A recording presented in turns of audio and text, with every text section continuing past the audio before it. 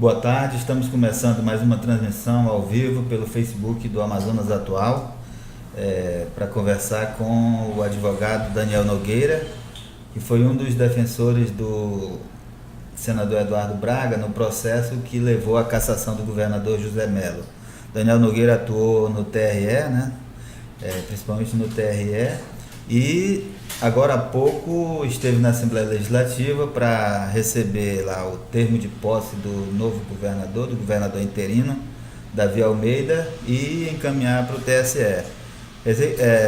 Com essa ação de hoje, consolida-se então esse processo, Daniel Nogueira? No processo de cassação, o momento mais traumático do processo é de fato o afastamento de quem sofreu a cassação. E o TSE tem uma jurisprudência muito forte de não gostar de alternância no poder. O TSE se esforça para tomar uma decisão específica e se apegar a essa decisão. Então, a nossa preocupação hoje, de fato, era fazer cumprir a decisão do TSE, porque a decisão plenária era muito clara, no sentido de que precisava ter execução imediata. Nós trabalhamos junto ao TRE e junto ao TSE para conseguir executar essa decisão hoje. E, uma vez executada, com a posse do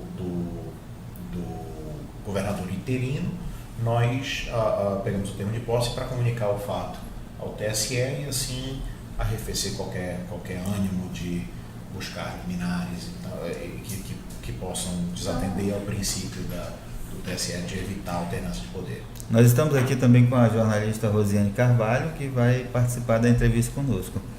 Daniel, então, na sua leitura, isso significa dizer que fica mais difícil para o governador José Mello e para o vice-governador cassado, né, ambos cassados, Henrique Oliveira, de repente conseguir uma liminar ou no TSE ou no STF para retornar ao poder, considerando que esses tribunais superiores evitam esse troca-troca em governo de Estado. A gente não pode fazer um exercício de absoluta futurologia, mas o que a gente sabe, a partir dos precedentes do TSE, que o TSE tem uma certa ojeriza à alternância no poder. Essa história de ficar entra um, sai outro, entra um, sai outro, é uma coisa que o TSE a todo custo tenta evitar. Daí porque a dificuldade de conseguir, num primeiro momento, o afastamento ou a cassação, justamente para evitar que essa alternância ocorra. Então, quando de fato ocorre o afastamento, é porque já há um entendimento praticamente consolidado de que aquilo ali muito dificilmente dali para frente se mudará. Então, repito, eu não tenho como adivinhar o que pode vir a acontecer, o que os ministros podem vir a decidir.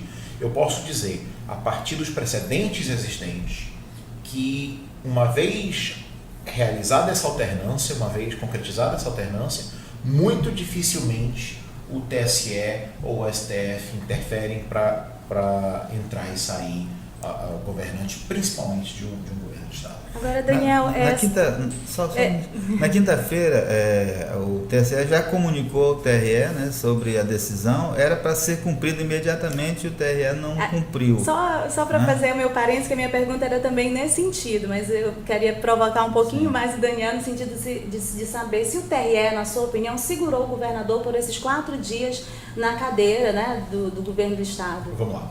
O TRE recebeu 2 comunicações na quinta-feira. Recebeu uma comunicação por volta das 17 e pouco, e essa comunicação o TSE encaminhou de forma equivocada, porque o TSE comunicou o TRE dizendo que era para cumprimento imediato do acórdão. Veja, o acórdão nesse momento não existe ainda, o acórdão não está assinado, o acórdão não foi publicado. Então, em relação a essa primeira comunicação, o TRE tinha uma razoável justificativa de dizer, olha, eu recebi uma comunicação para cumprir um acórdão que não existe. Para evitar dúvidas, o TSE, por volta das 19 e pouco, se não me engano, encaminhou uma segunda comunicação, corrigindo a primeira e dizendo que era para cumprimento imediato do julgado. E aí trocou a palavra acórdão por julgado, e até foi uma decisão um pouco mais extensa. Eu entendo que a partir dessa segunda comunicação teria sido absolutamente suficiente para cumprimento imediato da decisão. No entanto, eu também entendo a posição do TRE de tomar cautela, principalmente à luz dessas 2 comunicações, uma contraditória à outra, de ser um pouco cauteloso, afinal de contas, isso é o afastamento do governador do Estado. E eu tenho a impressão que o que o TRE fez foi dizer, olha, eu preciso de uma ordem mais explícita, mais clara. E é por isso que nossos colegas de Brasília foram à ministra Rosa Weber, que é presidente do TRE para esse processo, uma vez que o ministro Gilmar Mendes está impedido, e pediram que ela, de forma bem clara e inequívoca, ordenasse um cumprimento. E aí ontem ela reencaminhou, determinou que se fosse reencaminhada a ordem ao TRE, e ali, de forma clara e inequívoca, determinou o imediato cumprimento, independente de publicação, independente de existência de acordo. Isso foi recebido às 19, trabalho de memória, acho que 19h53 pelo TRE ontem, e hoje de manhã, antes de 8h30 da manhã, o mandato já tinha sido expedido. Então, uma vez recebida, entendo que o TRE já poderia e deveria ter cumprido a decisão na quinta-feira ou na sexta-feira de manhã. No entanto, eu entendo, por conta dessas decisões múltiplas que chegaram, o receio que isso pode ter gerado. Mas uma vez recebida a decisão clara e inequívoca, o TRE imediatamente deu cumprimento. Na decisão da ministra, ela me parece que para ela não tinha falta de clareza nos comunicados anteriores, porque ela põe lá o de novo, né? Encaminhar de novo o comunicado para o Tribunal Regional do Amazonas. Repito, como eu disse, na minha interpretação pessoal, eu teria dado cumprimento à decisão na quinta ou na sexta-feira, porque eu acho que a segunda comunicação recebida na quinta-feira foi clara o suficiente. Mas entendo a postura do tribunal de ter compreendido de forma diferente. Repito, mais uma vez, talvez se fosse o seu suplente vereador do município pequeno do interior, não se tivesse tido a cautela que se teve quando é um governador do estado. Então, assim, envolve muito mais questões administrativas, uma nova eleição, de fato. Influencia na vida de muitas pessoas, um número maior de pessoas, né? O seu cliente, o senador Eduardo Braga, tinha um entendimento, e a defesa também, né, tinha um entendimento de que, caçando o governador, assumiria o segundo colocado. Essa era uma tese que vocês defendiam. E nós demos até uma nota no dia do julgamento que o Braga ganhou, mas não levou, né? Não houve a intenção da defesa de recorrer dessa decisão no TSE? Deixa eu dizer, do ponto de vista legal, não é porque eu sou advogado da causa, eu estou absolutamente convencido, até do ponto de vista acadêmico, que nesse caso deveria ter ocorrido a posse do segundo colocado. Isso por uma série de razões. A reforma da lei eleitoral aconteceu num momento temporal anterior à eleição, e quando aconteceu a cassação ainda não tinha passado um ano da vigência da lei, e aí por conta da questão do princípio da anualidade. Então, eu acho que nós tínhamos boas teses para discutir com profundidade e com seriedade a questão do segundo colocado. No entanto, a causa não é minha, a causa é do cliente. E o cliente, quando recebeu a decisão do Tribunal Superior Eleitoral, ele recebeu de forma muito, muito positiva. Ele disse: é importante que o povo decida quem vai ser o próximo governante do Estado. Então, nós fomos orientados, apesar da defesa técnica, a acreditar que é sim hipótese de posse do segundo colocado, que nesse ponto específico errou a decisão do Tribunal Superior Eleitoral. O cliente determinou que nós não recorrêssemos desse ponto, porque ele preferiu que o povo do Amazonas decidisse quem vai ser o governador durante esse período, e possivelmente, não sei se vai lançar seu nome ou não, mas preferiu que o povo do Amazonas decidisse quem vai ser o próximo governante do Estado. Tem uma posição agora da Assembleia Legislativa, alguns deputados estão levantando essa hipótese. Eu acho até que o presidente da Assembleia falou hoje que isso não seria uma alternativa mais esta semana, ela foi melhor configurada na semana passada, mas de que a Assembleia entrasse com recurso para que houvesse uma eleição indireta, em que os deputados da Assembleia que deveriam votar em função do tempo da decisão, né? 2 anos após. Aí eles consideram a decisão do TSE, e a decisão considerou a cassação aqui no TRE, que foi nos 2 primeiros anos de mandato. Você acha que tem condições de prosperar essa outra tese? Vamos lá. A tese que eu ouvi aventada é uma tese que diz que, já que a cassação ocorreu no segundo biênio, eu tenho que aplicar a norma por simetria, a norma da Constituição Federal, 81 e 82 da Constituição Federal, de que diz que no caso de vacância do cargo de presidente da República, eu tenho eleição direta no primeiro biênio, eleição direta no segundo biênio. Esse argumento está redondamente equivocado por uma série de motivos. Primeiro que tem milhões de precedentes do TSE que dizem que não se aplica por simetria, né, e do STF que diz que não se aplica por simetria essa norma do 81 e 82, um dos dois artigos, não lembro.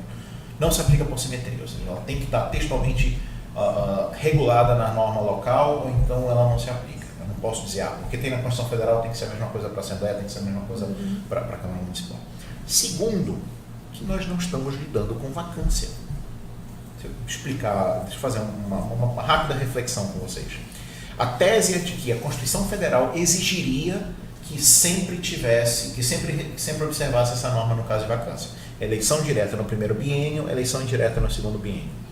A Constituição não prevê a hipótese de posse do segundo colocado. E nos últimos 15 anos da história democrática do país, sempre que houve cassação de chefe do executivo, o que acontecia? Posse do segundo colocado. E essa posse do segundo colocado não é uma hipótese constitucional. Por quê? Porque nós não estamos falando de vacância. O que é vacância? Eu tenho o cargo é provido, o cidadão é diplomado, toma posse e por alguma razão ele é afastado.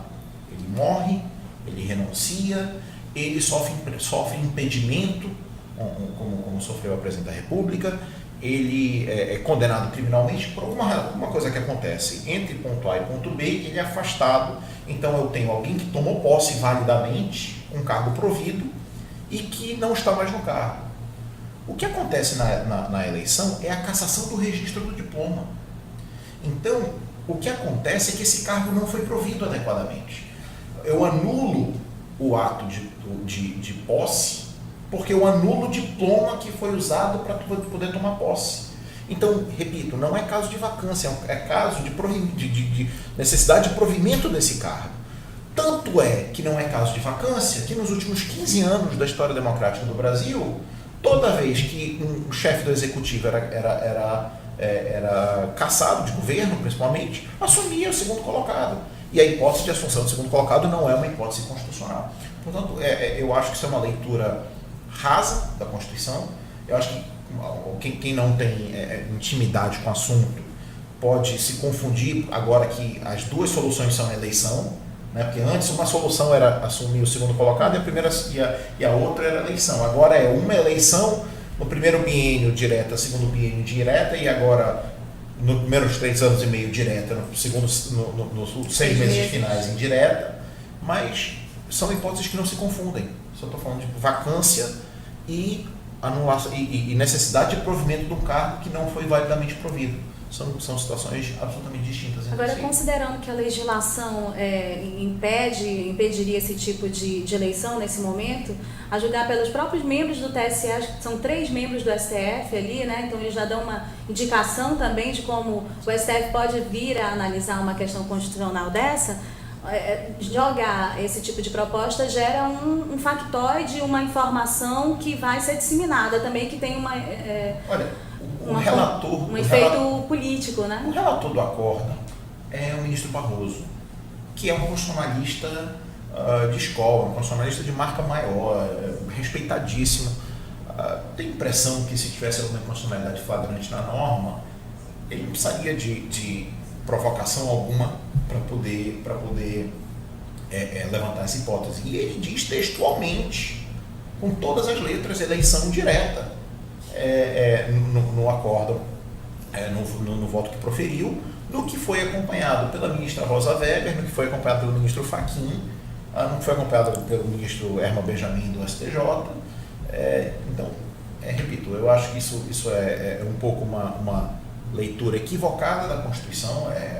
É aquela coisa de quem olha a primeira vez, está aqui uma solução, mas sem refletir sobre isso de uma forma mais densa, e que eu ficaria muito surpreso se emplacasse essa tese no Supremo Tribunal Federal. O senador Eduardo Braga tem um outro processo no TSE que foi um recurso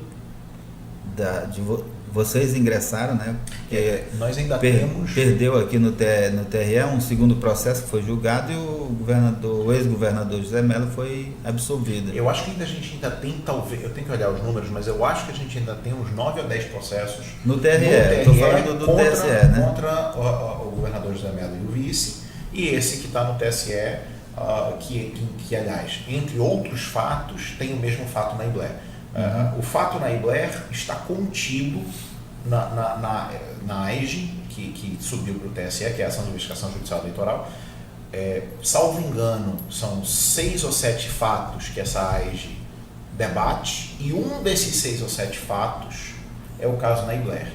O que foi julgado agora foi a representação da Naibler lá no TSE, que reconheceu que esse fato sozinho justifica a cassação.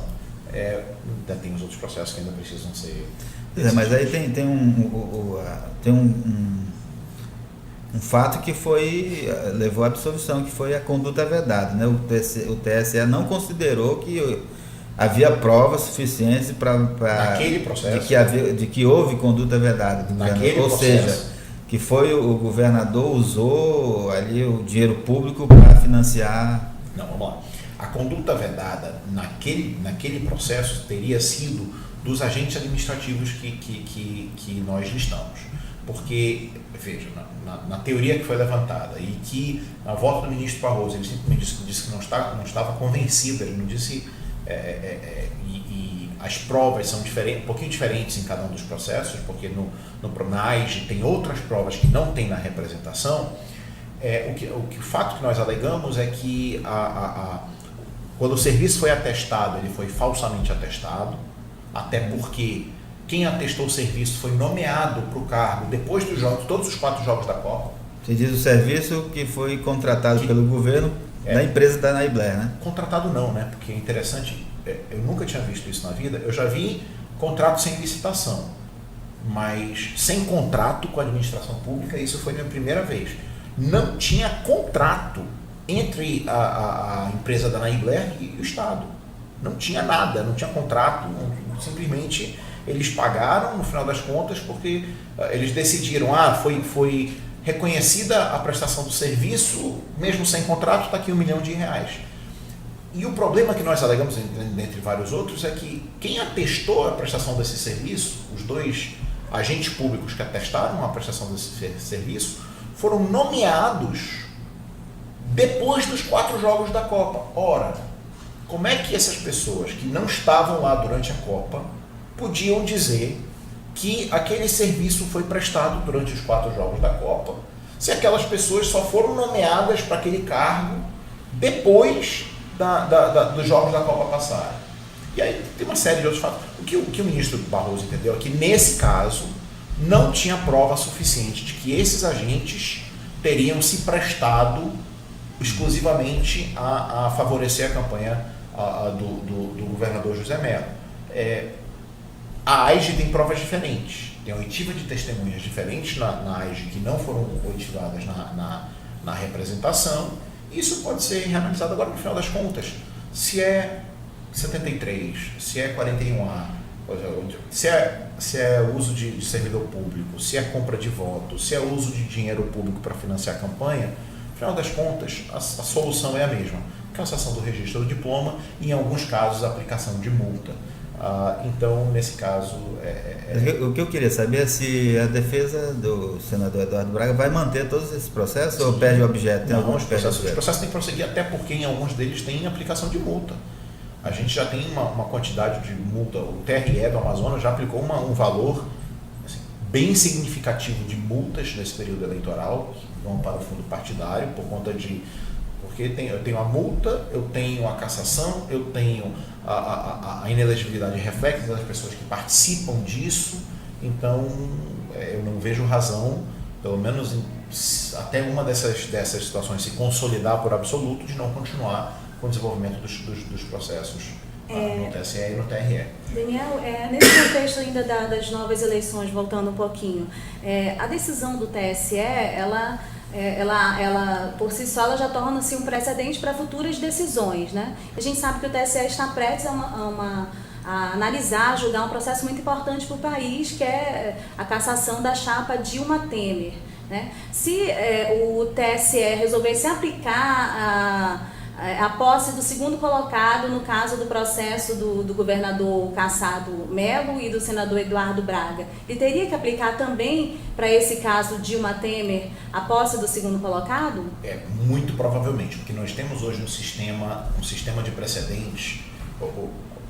O nosso Código de Processo Civil mudou há pouco tempo, e uma das coisas que ele mudou é para evitar que cada decisão tenha uma lógica diferente. O conceito do novo CPC é que o jurisdicionado, o cidadão, tem o direito de conhecer as regras do jogo antes de jogar o jogo, até para dar estabilidade social, estabilidade jurídica. Então, o que antes não era um valor do direito brasileiro de ter precedentes uniformes, hoje é um valor legal importante. Então, se você está analisando a mesma eleição sob o palio das mesmas regras,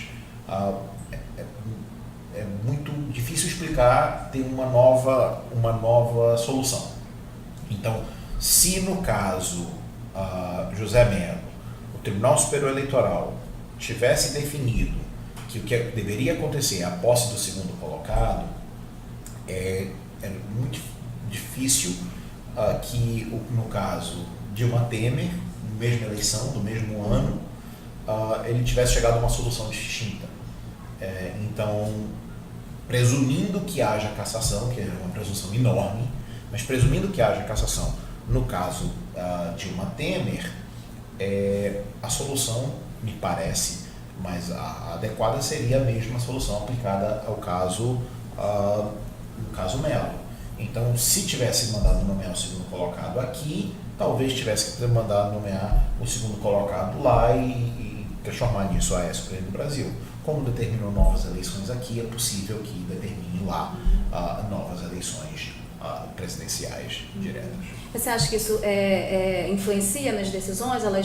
Elas têm assim, um reflexo? Porque há uma situação que envolve o país inteiro, né? Um processo numa dimensão maior, né, de efeitos. Olha, a gente espera que não, mas juízes são seres humanos e a gente tem que levar isso em consideração. Até estava comentando, a lei mudou recentemente para poder dizer que sempre vai ser nova eleição. A gente tinha um sistema que eu acho que era um sistema que funcionava bem do segundo colocado, que tinha pesos tinha freios e contrapesos, mas que a lei alterou recentemente para dizer, a partir de agora, a partir dessa reforma da lei eleitoral, toda vez que tiver cassação, nós vamos ter novas eleições. Isso no papel parece muito bacana, mas quando você começa a converter isso para a vida real, você tem a questão dos incentivos do segundo colocado. Por que o segundo colocado vai ficar trabalhando pela cassação de alguém se, quando ele for cassado, o segundo colocado ainda assim tem que se lançar? Não é qualquer um que tem esse espírito público. Você tem a questão do custo para a sociedade que isso gera. É uma nova eleição que vai custar, pelas estimativas que eu ouvi aqui no Amazonas, 17 milhões de reais, que saem dos cofres públicos. E a gente teme que, eventualmente, não aconteceu nesse caso, mas que eventualmente haja um caso de cassação que o magistrado possa vir a pensar pragmaticamente, poxa, mas não há orçamento suficiente para isso, é um caso um pouco mais limítrofe, isso pode de alguma forma influenciar. Esperamos que não, porque o magistrado, quando o magistrado cumpre seu papel, ele cumpre seu papel analisando os aspectos técnicos do processo. Mas, às vezes, você faz uma leitura pragmática, você é ser humano, então, às vezes, esses aspectos que não deveriam influenciar diretamente acabam fazendo parte do processo decisório, mesmo que inconscientemente. Então, as minhas críticas em relação a essa reforma legislativa são essas. Eu acho que se cada vez que tiver cassação tiver obrigatoriedade de nova eleição, primeiro que vai ter menos cassação, porque vai ter menos gente interessada em cuidar do processo de cassação com afinco, e segundo, isso acaba gerando um gasto para a sociedade que talvez não faça sentido. Uma eleição de um dos estados vai custar 17 milhões, e aí Imaginem a quantidade de cassações que podem ocorrer por problemas da eleição municipal do ano passado e assim sucessivamente. A gente começa a ter um gasto enorme que a sociedade vai ter que arcar com isso. Entendo o conceito democrático disso, de legitimar democraticamente quem vai assumir, mas nem sempre você pode. O mundo real nem sempre é tão bonito como o conceito filosófico. O bom disso é que vai diminuir os processos de tentativa de caçar o mandato do outro. Isso é bom? Isso é bom? Eu acho que porque pelo menos nos municípios existe uma brincadeira quase de caçar o outro, né? Veja, mal termina a eleição já tá... Se isso acontece, eu atuo muito em defesa, eu atuo às vezes no polo ativo. Entendo a preocupação, mas das vezes que eu pude advogar, a justiça eleitoral ela é muito razoável. A justiça eleitoral ela não tem uma sanha de caçar. Se você não tiver razão para ser caçado, a justiça eleitoral vai preservar a vontade popular. No entanto, você precisa ter quem fiscalize os abusos eleitorais que, infelizmente, eles acabam ocorrendo em maior proporção do que deveriam ocorrer. Essas eleições para governador, um exemplo delas, mas existem vários exemplos que vocês podem citar de abusos que acabam acontecendo e que, se não tiver um mecanismo de controle, você sabe o que acontece com o abuso. Então, você acaba, com a história do segundo colocado, você acaba criando um incentivo para um mecanismo de controle que poderia não existir. E às vezes o Ministério Público, que tem uma função importante também de combate aos abusos eleitorais, não está tão próximo dos fatos para poder enxergar os fatos. Às vezes o Ministério Público não está no município para poder ver o que aconteceu no município. Tem um promotor lá que está de passagem, mas que o eleitoral, mas que não vive a realidade do município para entender a dinâmica do que está acontecendo. Às vezes isso acontece. Então, é uma forma de incentivar o combate aos abusos. Porque uma decisão dessa, a gente vê o contexto com que aconteceu a compra de votos nessa decisão do TRE, que foi aí confirmada pelo TSE. Sem contrato, um repasse direto dos cofres do Estado, então a falta de freios vai deixando alguns usos da máquina de uma forma cada vez mais escrachada. Uma decisão dessa pode ser didática. Não, essa decisão, se tenha mais cuidados, veja, não que isso não vá acontecer novamente. Eu disse isso quando saiu a decisão do TRE pela primeira vez. Essa decisão manda um recado para todos os próximos governantes que tinham o costume de usar a máquina. Isso você não pode mais fazer isso no Brasil de hoje. Aquele Brasil de antigamente, em que a justiça eleitoral fingia que fiscalizava, os candidatos fingiam que prestavam contas, não existe mais no Brasil de hoje. Nós, como sociedade, não toleramos mais isso. E a justiça eleitoral do Amazonas deu uma sinalização eloquente. Se o governador do estado não pode fazer isso, certamente o candidato a vereador lá do pequeno município, o candidato a prefeito, também não poderão.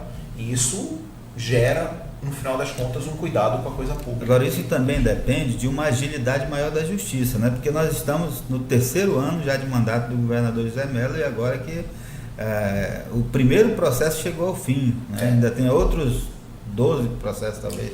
A justiça eleitoral do Amazonas, na verdade, foi até que foi relativamente ágil em relação a esse processo.